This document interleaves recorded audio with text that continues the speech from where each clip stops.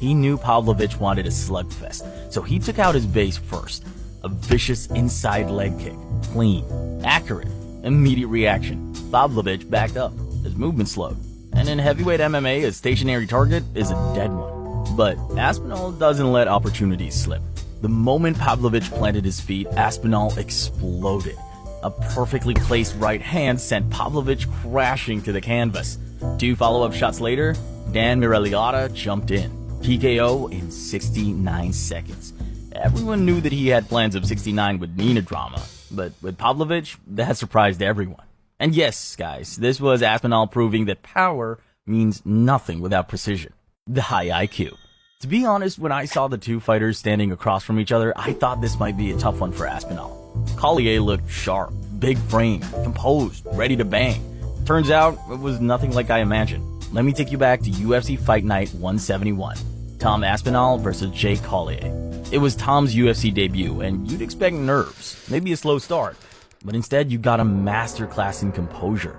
Collier came out trying to establish control, throwing rangefinders, looking to get into rhythm. But Aspinall didn't bite.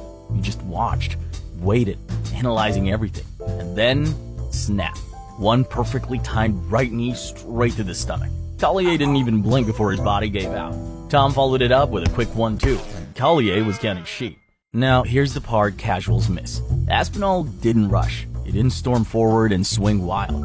He paused, calculated, and when he stepped in, every follow-up was clean, sharp, and clinical. The whole thing, 45 seconds. It looked like a fight, but it felt like a hit job. Aspinall walked in, ran the program, and shut the system down. The nightmare comeback. And then, there was unfinished business with Blades. Curtis Blades was the man who served Aspinall his only UFC loss. Not because he was the better fighter that night, but because fate had other plans. A freak knee injury just 15 seconds in robbed Aspinall of the chance to prove himself. No frustration and a long road to recovery.